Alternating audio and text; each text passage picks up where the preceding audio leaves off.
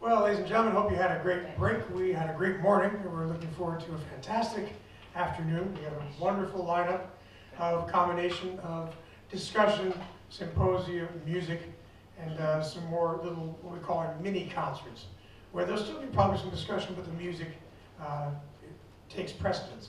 In this case, I believe this is going to be just about half and half, which is wonderful, because that's what we want. And Dave Mazak has a fantastic topic he suggested to me, sounded perfect, so I'm not going to waste any of his time. I'm going to get out of his way, and please welcome all the way from St. Louis, Missouri for his third appearance at the festival, I believe is his second appearance, Dr. Dave Mazak. Let's make sure this is off. It is. Make sure it's off. It's a drum check, it's not electric.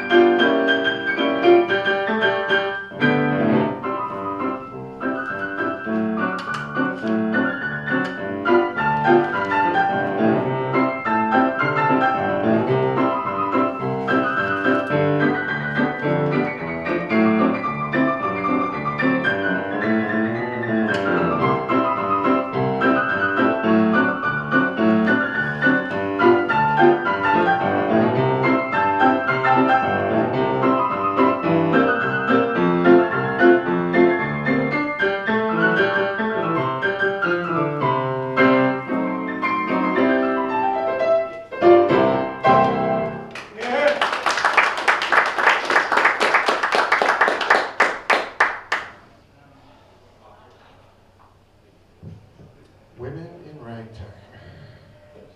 There's not a lot of women in ragtime. There's not even a lot of women in ragtime right now that are still playing. But that tune was called the Jubilee Rag, written by Winfred Atwell, born in Trinidad, Tobago, whatever, depending on the title, 1914, and died in Australia in 1983. She came to fame in England. She went to study in London, and the only way she could support herself was to play in nightclubs. And so she, of course, at the time was playing ragtime and everything. She wrote that tune. She does have the distinct honor of having played for Queen Elizabeth II, and of course she plays ragtime. So what tune do you think she played for the Queen requested for her to play? The Beer Barrel Polka. True story. That's the other thing. Her 19 was it? Sometimes I have to 51. Recording of Black and White sold over Black and White rag George Botsford sold over 20 million copies. This is probably the only time that you'll hear anything positive about any of the, I just say positive, but a woman that actually had made a career of this. The majority of them, the names that I'll mention, maybe one or two, but they only published one rag or they only wrote 8 rags, and there are a lot of reasons, and that's what we're going to address here.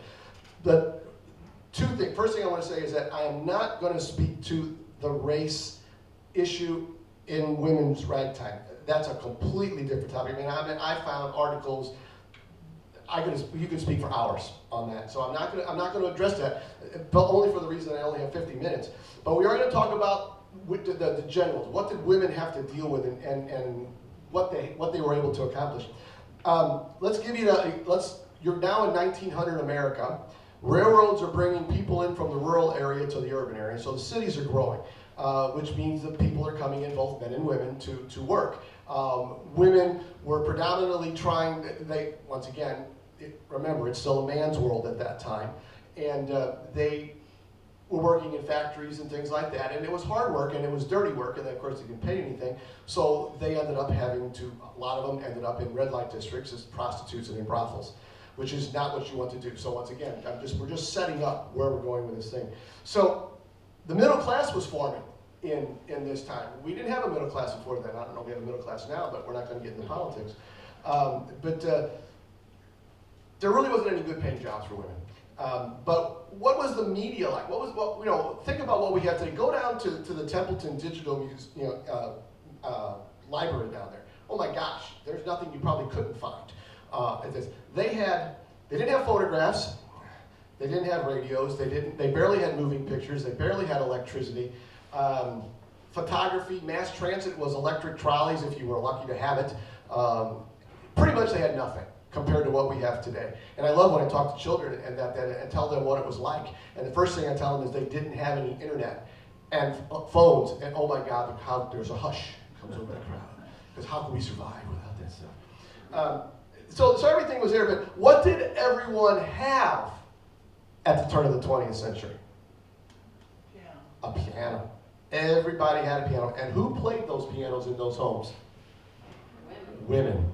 It was not something that men did. Now, once again, we're looking at this is just as kind of a contradictory. When you think about the ragtime era, you think about all the male composers, all the male performers. You don't think about the women. What did the women do? Where were the women? Well, there's a lot of reasons, and we'll go into that. And I love this phrase, they became public-facing pianists, which means like we do there. We're facing you so that you can see that. So public-facing. They did that, and they became music pluggers. They worked in amusement parks. They worked in Nickelodeons. They became performers. Went to conservatory, became teachers.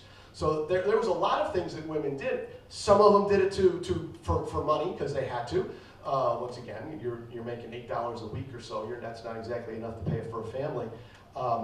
Some of them did it to further the political limit. Remember, women still couldn't vote. The suffrage movement was going on. There were a lot of political reforms. The temperance movement, the anti-prostitution movement was going on. All these things women were trying to, women's rights in general, they were trying to gain. So a lot of these piano players would use their position as these pianists to further women's rights. And we'll go into all these things a little bit more. It also expanded the opportunities more for women. Every woman could get access to this. How? Well, you had to go to conservatory and things, and once again, we'll get there. We're just kind of getting a quick sum up. It really sounds like, what's so bad about this? What was wrong with women? Well, this is the United States, and nothing is as rosy as you think it is. And it was a man's world. And as you'll see, men used women to further everything. They sent them to conservatory not because they thought it was a good deal. They sent them to conservatory because they wanted to make them better women. They wanted to raise their status so they could get a better husband so that the man, the father, could lift his status in the community. So it was not, once again, about making his daughter better. It was about making him better. You'll see this as a common theme through all this. Everything that women would do, the men would really take it back, which I guess we're probably still doing today to some extent. But that was a real hard time for women in ragtime. Some of these I have to read because they're just, I could not remember them. The men used women, piano players, to drive the sales of music. If you looked at, and Chip will tell us, on the covers of ragtime music, you see this white woman, usually white, because it appealed more to masses, and like I said, we're not getting into the race that much. It was a blend of, it was a cult of domesticity. They wanted the women to stay in the domicile. Moral value music, and of course the middle class social life. So they were using women on covers to sell the music, not because they were trying to make women more, but they were doing it for themselves. I mean, it's always about money. This is one of my favorite ones. To play a piano was to become or be a lady. And to be a lady was to look and act just like those in the piano advertisements. That is a quote from one of the advertising groups from back there.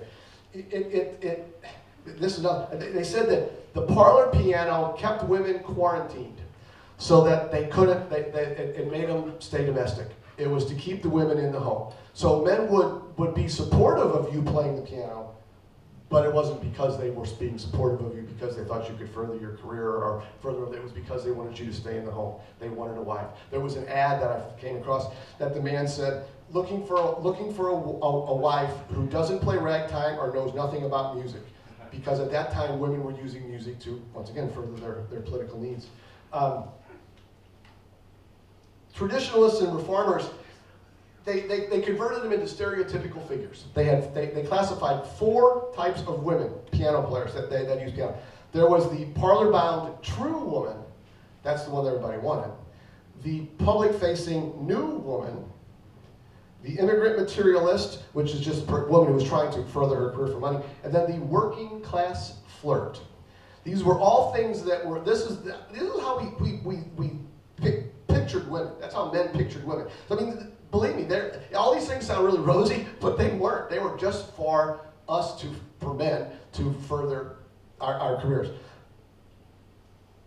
Okay, here's a good quote. This is what I'm going to say. So, at the height of when American music was starting, women were creating and all kinds of things, composing, and there was a big debate. And these 2 music critics said, contributions to women have made contributions to the American music, little if at all, and it's been either as a conservative musical force or as consumers. So no matter how wonderful these women were, you heard that first rag. That rag stands up against any rag that any man ever wrote. I have no problem with saying that. I love that rag. And that's why I wanted to play, because you need to hear what these women have wrote. So we're going to take a break here. We're going to interject rags here and there. The second one is a tune called Diamonds and Rubies. It was composed by Nellie Stokes, 1919. She worked as a clerk in the Jerome Remick Publishing House in Detroit. That's the only reason she got her rag published, because she worked there. She was a piano player, and they did that as a reward for her, probably a perk, if you will. She was a music teacher and a musician. She had 7 total rags. That was it. Those are the ones we know about, and you'll see later on how we don't know. But this is a tune called Diamonds and Rubies by Nellie Stokes.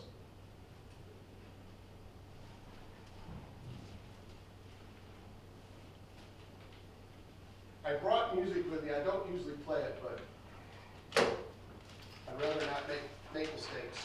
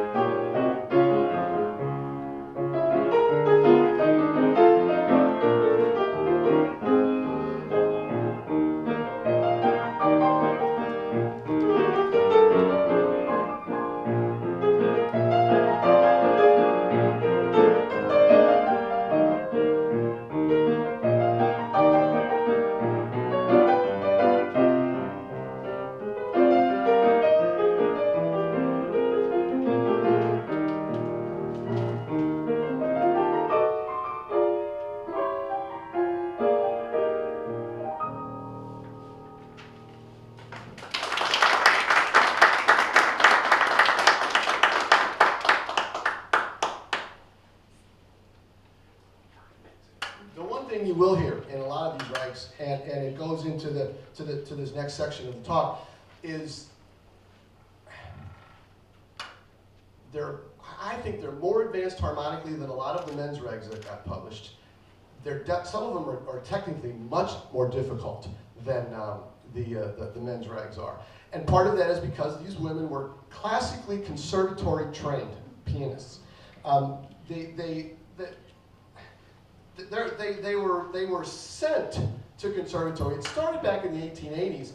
Once again, we're talking about this status thing.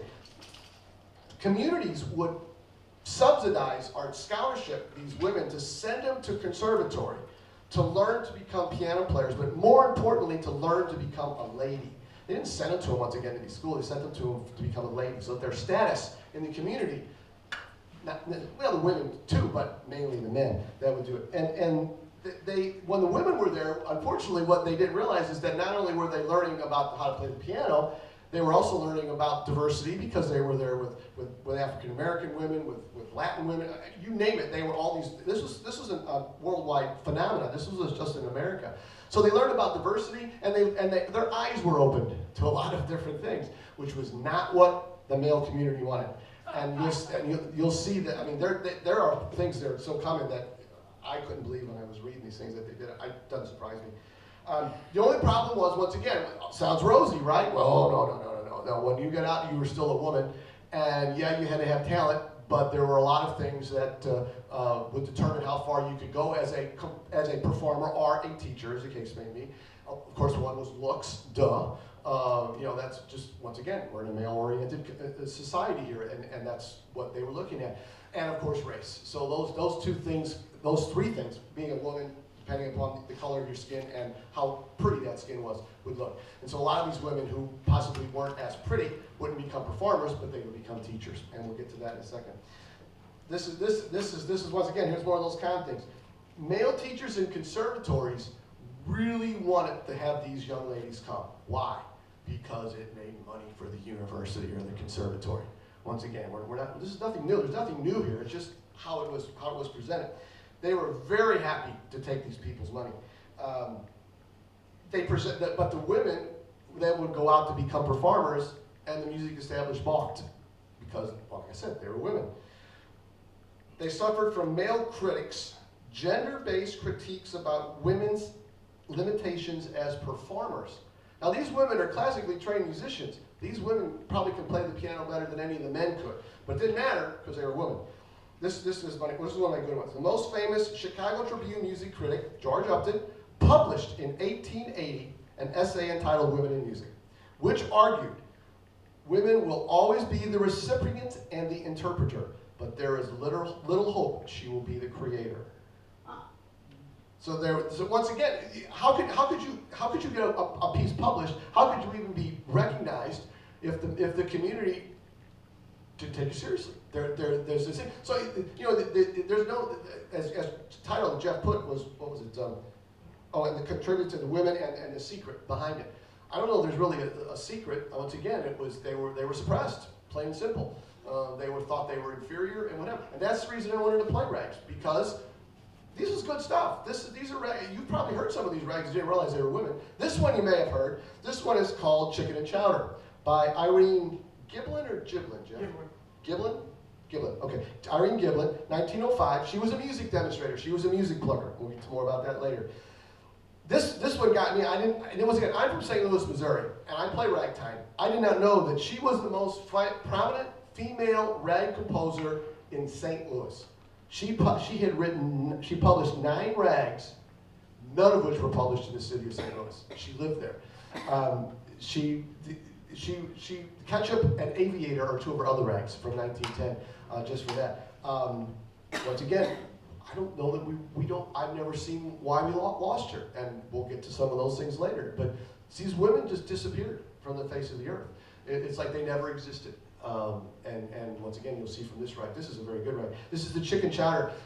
String orchestras love to play this tune because of the chromatic scales. For those of you who aren't musicians, it's a lot of notes that are close together. I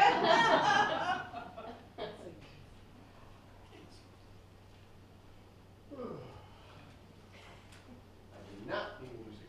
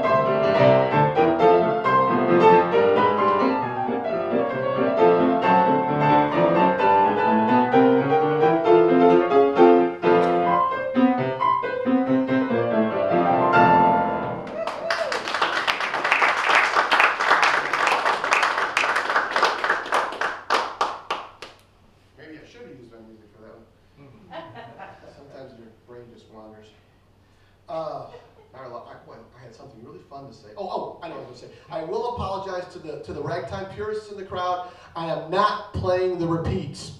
I'm doing that, and I'm acknowledging that I'm not playing the repeats, not because I don't want to, but because I have 50 minutes.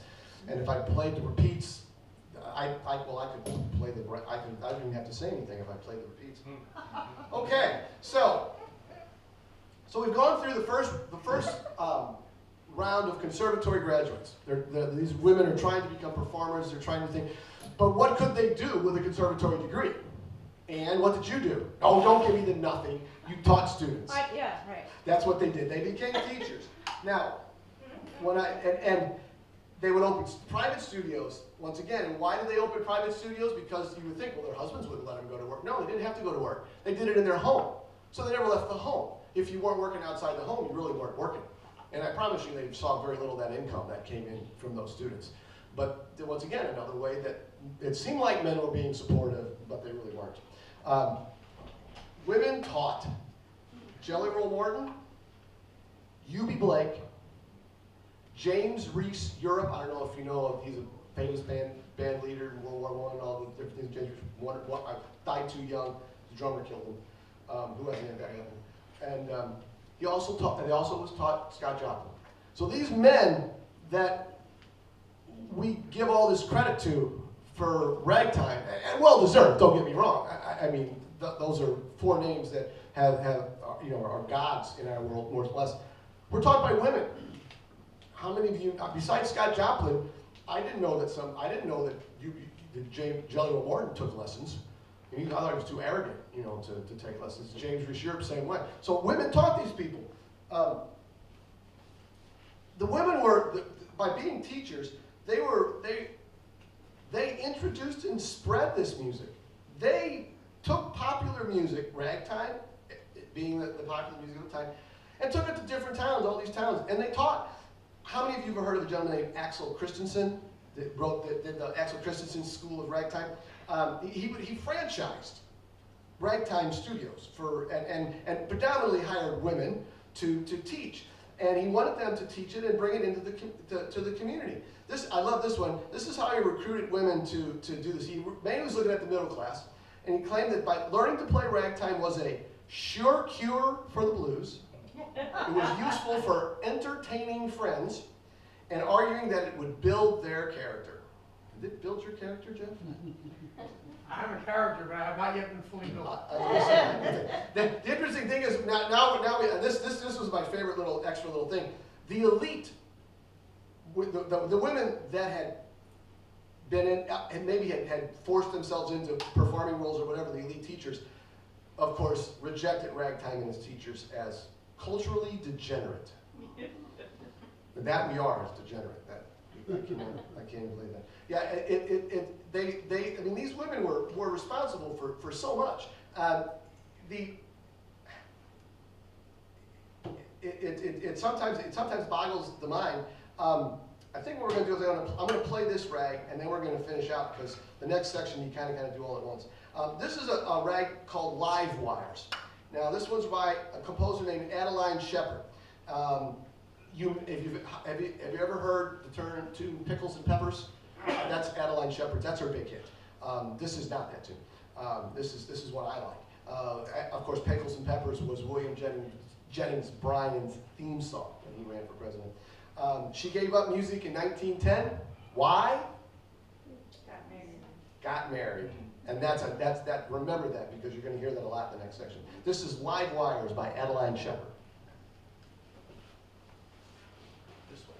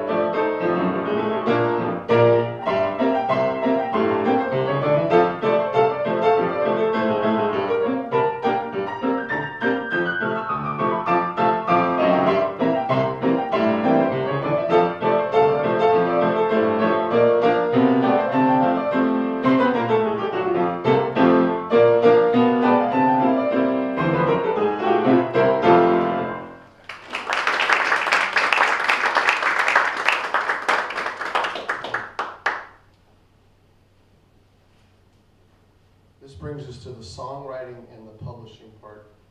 And remember, everything we're going to be talking about is prior to records, phonographs, of course, and radios. So all these things with music, once again, like we said earlier, music was transmitted orally, A-U, orally, by ear. And women were important to that. Things that men were concerned with. I just love these terms. Jazz lured women out of the home, and it interrupted domestic containment. That's a good one. I like that. That was one of my favorite ones. The other thing men were concerned about, and not all men, but some, is that by women getting this music that was being disseminated, of course, where was our music played? As we said earlier, brothels and saloons. There was not a lot of good moral things about this initially. Men were concerned that by letting women play this in the parlor and then taking it out, that it was bringing the brothels into their parlor. And here's one. They abdicated their maternal duties and ignored male commands. That's what they were worried jazz was doing to women. I don't know if they did to you. I have no idea. It didn't really do it to me either. Of course, you got to realize this is also the time of Tin Pan Alley. Tin Pan Alley was my God, they turn out tunes, 30,000 a day. No big deal. In fact, Fats Waller would go to different places and take the same tune, put a different name on it, and sell it to a different publisher. True story. It was the beginning of mass production and industrialization of music. They were trying to get it out to the mass public. Why? To make money. I mean, once again, there's no doubt about this. We're not doing this because, well, we are doing it because we love it, because we don't make any money at it. But they were trying to make money at it, and they realized that they needed women to do this. The problem is that they would use song pluggers. How many know what song pluggers are? Song pluggers. You would walk into a department store, and someone from Tin Pan Alley, they just released 5'2" Eyes of Blue. And so the piano player, because you couldn't hear it there's no stereo, they would play the piece. And if you wanted to buy that piece to take it home, then you could take it to the player, and then that person could play it. But once again, that required a great deal of skill and a great deal of reading ability. One thing that most men piano players did not have at that time, but women did because they were classically trained again. So women were very important to this. The problem is that a lot of these Tin Pan Alley people wanted these pluggers to work late into the night. They wanted to get to the men that came home from work. They wanted them they didn't want them to buy the music for their wife, kind of a thing. And that erected barriers because women weren't necessarily allowed out of the house after 6 o'clock. They turned into pumpkins or something. I'm not sure, but who knows what they did? But they were not allowed out of the house. That was one of those women containment. They were women quarantined. I love that. That's a great picture. They did play a vital role, however, in determining that song's success. But even the Tin Pan Alley realized they would tell in public that they knew the women's role was informal and uncompensated. They knew they could get these women for cheap or nothing to play this music, and but still further their 5 cents a copy, whatever. What was copy then? 5, 10, 50 cents a copy for their sheet music. And of course, then if you had royalties, which not everybody did because we didn't have all the things we do now. But this is a gentleman from 1930 said, "It is women who sing songs in the home. It is women who play them on the piano." They knew who they were selling this to, but yet, where are the women? You don't hear anything about this in any of our ragtime books. It's all about Scott Joplin and James Scott and guys like that. Not that they weren't important, once again. But once again, like I said, in an era before recorded sound, this is the way music got around. You couldn't. If you had played 5'2" in Starkville, Mississippi, you could go over. And I'm going to say Oxford because I'm just. Thank you. And maybe not even know that it was there, unless someone came and played it for you in Oxford, Mississippi. They relied on this song plug. The problem is that women songwriters couldn't get their songs published, and they didn't have because men didn't want to, and then if they were lucky enough to get them published, and we'll talk about vanity presses here in a second, they couldn't get them plugged because they had to work it late at night, and the men wouldn't play their songs, and so they would have to get other people, Gwen would have to take my song and play it, and have 5 other friends play it, and then they were lucky if someone would buy the thing. Let's talk about let's talk about someone that you probably heard, May Ofterheide from Dusty, the Dusty Rag, 1908. She published it through a local Indianapolis publisher. Her father owned his own music publishing company, the J.F. Ofterheide Company. He did that to help her get wider circulation.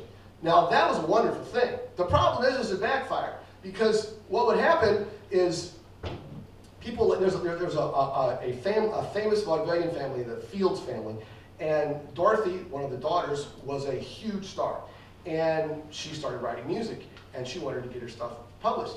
So her father became friends with J. Fred Coots. Many of you know her for Danny Coots. Well, J. Fred Coots, Santa Claus is coming to town? Santa Claus is coming to town. Took her to these Tin Pan Alley publishers. Their answer was, if she's so damn talented, why doesn't her father do something for her? So how are you going to fight that? You're a woman, you just wrote a song, all you want to do is get the song published, you know, and so you can't fight things like that. In order to do that, a lot of local publishers, those that did have foresight, would get small groups called vanity presses. Some of this is I love, because me and TJ were talking about our talks coming down here. You're going to hear a lot more of this with TJ stuff too. What a vanity press is, basically you would take your tune in, they would give you money for 100 copies, and then they would distribute it locally. Another reason why we don't know anything about most of these women is because if you only get 100 copies, they're all going to be lost. They're going to be burnt up. They're going to be in somebody's attic, and they're just going to throw the trunk away or something. So a lot of these women you never heard about because of that reason. And they couldn't get it published in the big publishers. Then they would try to do it themselves. Didn't happen. They didn't have the area, and it was for a set price too. I mean, they didn't make a lot of money on this. Charles L. Johnson, the Ragtime composer. Where did I see him? Oh, there he is, Silver King Rag, over there. You've heard of his pseudonyms, Ethel Ernest and Fannie B. Woods. He did that, once again, as a marketing ploy to attract more women to his vanity press. Why? I don't think he really cared about getting the women's songs, giving the women the money and the credit. I think he wanted the money. Plain and simple. I mean, why would you want to attract more people to a vanity press where you're only giving them 100 songs? And once those 100 were sold, then you move on to the next and get it from there. And I'll tell you what, it's bad to be a man. It's just this is terrible. What we did, this is terrible. But by presenting songwriters as parlor pianists, so just women that played in the home, what these publishers would do is they would take these songs and then they would present the song as it had been discovered by a man. Not that these women had any ambition at all, or that they had any talent whatsoever, and they wouldn't let them position themselves as career girls. They didn't want that to happen. That was, you couldn't have that. But yeah, so all these titles you would see a lot that said discovered by so and so. So the first thing you're going to see is you're going to see the discoverer. Was the discoverer was a man? Probably had nothing to do with it. But that way the women couldn't get all the credit. But the biggest thing, and this goes to earlier comments about the suffrage movement and politics at the time, there's always politics.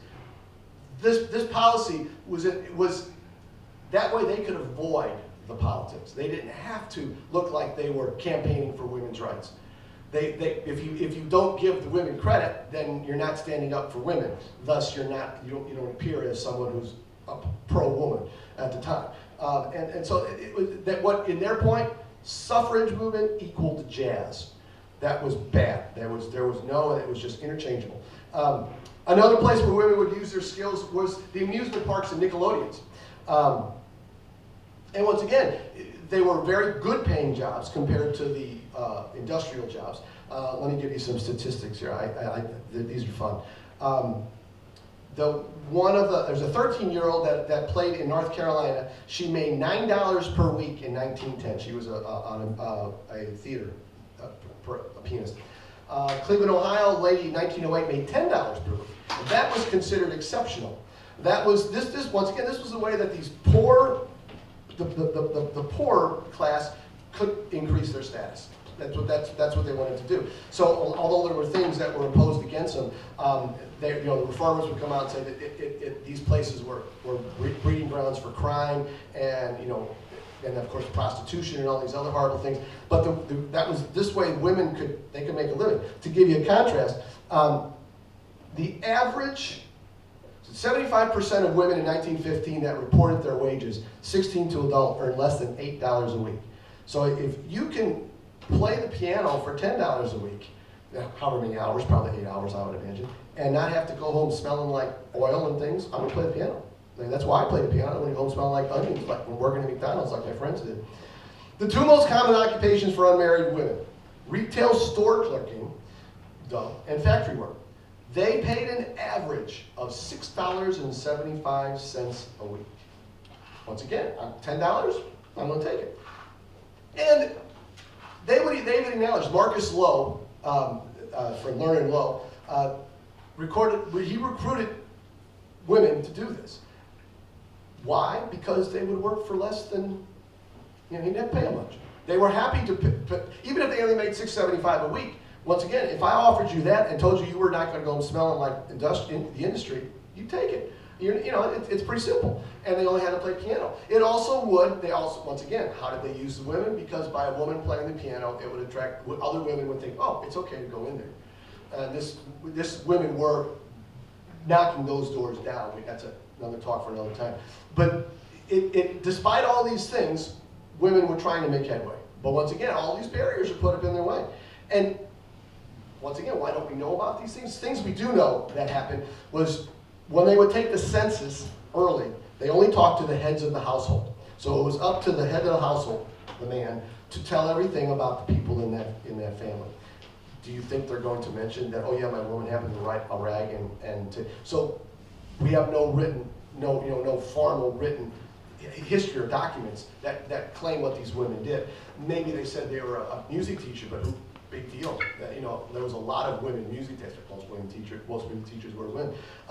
The other thing is they worked in marginal places in our country, meaning they worked in small towns, like we talked in our interview, and the music industry didn't care about those places. The big guys wanted New York and Chicago and in the big towns. The little towns didn't really matter to these people. All they wanted was their 50 cents a sheet music. And so once again, if you're a woman playing in that time, you could have been the greatest woman piano player in the world, but you never would have been heard because they didn't care. You were just another name in a thing. They're hard to find. These stories are hard to find. That's why. I mean, these are all women who they were sent to conservatory to get them in higher status. Then they would start to perform and maybe write tunes. And then what happened, like we said earlier, what happened to that lady? She got married. When they got married, once again, here goes our quarantine of domesticity. They didn't want the women to go out into the world and play. That's not what I want my wife to do. And in fact, like I said, that was the one thing that this man said. I don't want a woman that plays ragtime. I don't want a woman that plays that likes music, because he didn't want the chance of her affecting his status in the community.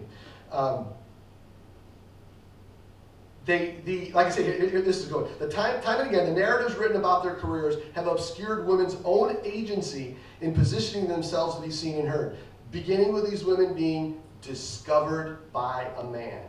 So even though these women would try to get out there, there was always that barrier that was set up to them to do that. My favorite one, this was a theory I came across in somebody's thesis paper, and another reason why I'm glad I'm playing these tunes is this, and it was a man, this theory was that women wrote inferior music, thus there was no reason to acknowledge them.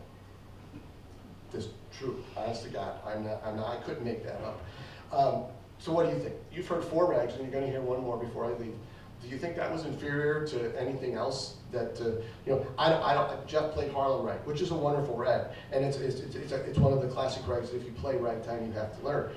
I don't think that Harlem Rag was better than Chicken Chowder or Jubilee, and I know it's not better than the last one I'm going to play.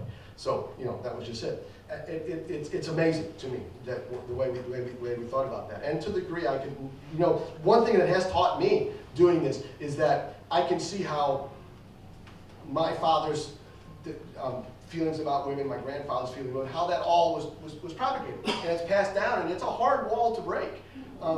We certainly don't do, well, I shouldn't say we don't do that because I'm sure we do, that women have certainly made drastic steps. There's a long way to go. And it all, you can see why it all stems from. That domestic quarantine, there's a good one. Just remember that. Remember that.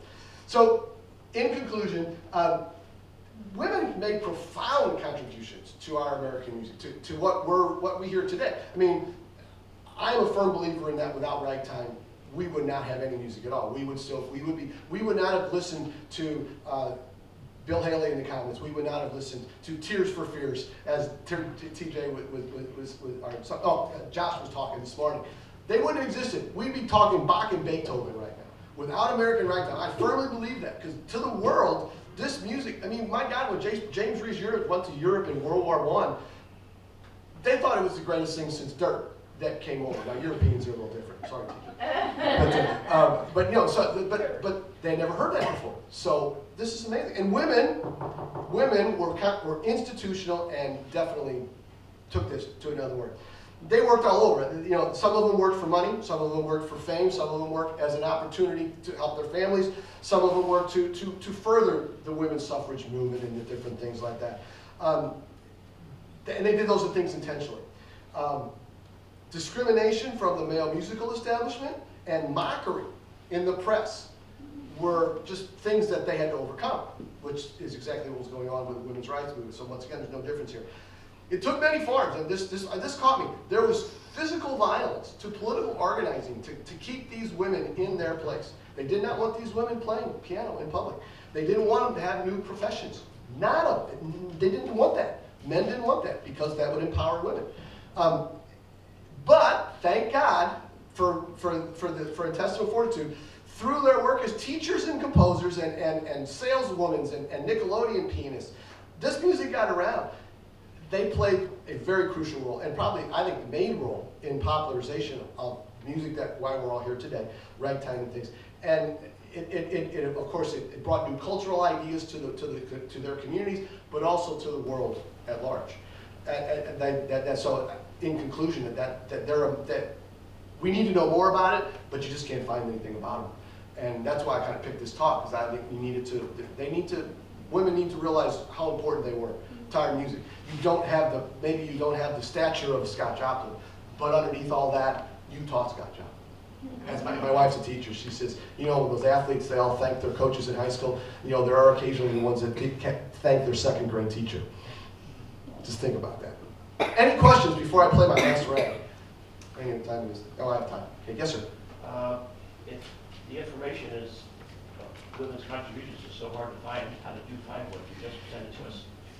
Believe it or not, once again, these are all generalities. These are all things that were either they were finding in paper articles, you know, those kind of things. Of course, the Axel Christensen ragtime thing was. So it's out there, but you have to look hard to find it.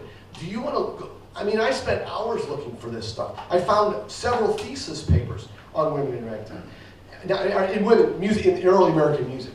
And it's becoming more, but you can't find anything specifically on these women. But that was the thing. I picked this topic. Oh, this will be great. I'll just tell you about the people. Go play a rag. Tell you about the people. You couldn't find anything on these women because as soon as they got married, they dropped off the face of the earth. That was done. They were done. So everything that I talked was definitely generalities, because that's all we can say. We know this was the culture at the time. We know this was the environment in this country at the time. And once again, it's not right. Does it mean that you should know about it? Because you only repeat mistakes you don't acknowledge happened in the past, right? So this was all generalities. And this was all cultural stuff that the anthropologists and all the other things. So it's a good question, you're right. We don't know about the women specifically. All we know is why they weren't, why we can't find anything about them. Yes, Teach. Yeah, Dave, I might have missed this if you mentioned it already, but did you get into Eleanor Stark at all and her contributions? No, honestly, TJ, I picked the rags I picked because I recorded all of them and I could pick them up real fast. So that's why I picked the women composers that I did. Yeah. Well, but I didn't look at specific women and their contributions because once again, Edna Stark. There's several of them that were mentioned. The reason she comes to mind is because she used a male pseudonym. Oh, to get a music published. And I was wondering whether you found any other women in your research that had done the same thing, 'cause I can't think of any. I honestly, TJ, I did not look at that situation. Oh, what, I'm sorry? We were agreeing with you. Oh, I see, yeah, I didn't look at that. I was looking at the composers and then I couldn't find anything, and then I found all this information and I decided to go through. Like I said, you could give talks and talks and talks on this, and if you're a man, you probably don't want to come because it ain't gonna be pretty. All right, it's pretty bad what we did. Yes, any other thing? Okay, then I'm gonna play one more rag. This one's by, hold on, I put that sheet away, now I have to look up by. The name of it is That Cherry Rag. This is one I should have put in our interview. I love this rag. I forget about this rag all the time. Composer was Edna Chapel Tiff, 1914. And how do we have this rag? Because she published it with a vanity press and somebody found a copy.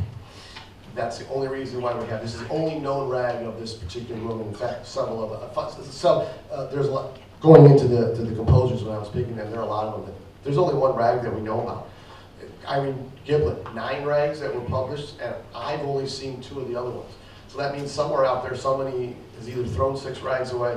Now, I'm not saying they're great, because I promise you not all Joplin's rags are great. But, you know, it's just, we're trying to be complete, and as TJ will say in his talk, we're trying to preserve this music. That's why we're here today. And, you know, we're not saying that it's the best music ever. Well, I do, but that's beside the point. It deserves to be preserved. It's the reason, seriously, it is the reason that you listen to what you listen to on the radio today. I'm a firm believer in that. And my son was looking to go to music school. He became an audio engineer, thank God. But I think he has 2 Emmys, so it's not bad. But he looked at USC's School of Jazz. And USC's School of Jazz starts with Louis Armstrong. They do not acknowledge ragtime now maybe, once again, we're talking 15 years now. But they did not acknowledge ragtime. I told him, I said, you're not going there. I said, because that's not right. That's not the way it is. This is important. And in this case, women were part of it. This last rag is called That Cherry Rag. Thank you for coming and your patience and your tolerance. I'm a veterinarian and I don't like to talk historically. I don't have a problem talking, as that's obvious. But this was unique. But when I really got into this, it kind of made me mad. That these women who I play all the time, and I acknowledge when I play them. In fact, in today this year, I'm going to give this same talk in a sec. This is That Cherry Rag. Thank you for your tolerance. And what do we got next, Jeff? Louis Ford's Trio. Oh, this will be good.